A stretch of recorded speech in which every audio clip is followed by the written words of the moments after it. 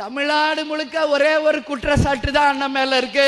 அதுவும் இந்த பெண்கள் கூட்டத்தில் நான் சொல்றேன், எங்க பார்த்தாலும் பாலியல் வன்கொடுமை, போதை கலாச்சாரம் இருக்கு.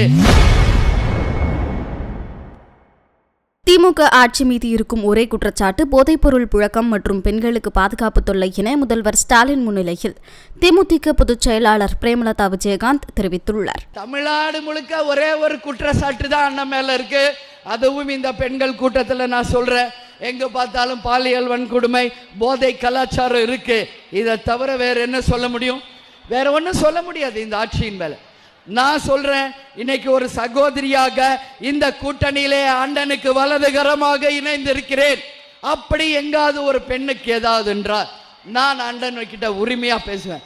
எல்லா இடத்துலையும் சிசிடிவியும் பெண்களுக்கான உரிமையும் பாதுகாப்பும் நிச்சயம் அண்ணன் உருவாக்குவார் என்பதில் யாருக்கும் எந்த மாற்று கருத்தும் தேவையில்லை என்பதை இந்த நேரத்தில் நான் சொல்றேன். பெண்கள் என்றாலே சக்திக்கு இணையானவர்கள். ஒட்டுமொத்த சக்திகளே இன்னைக்கு ஒன்றிணைந்திருக்கிறோம்.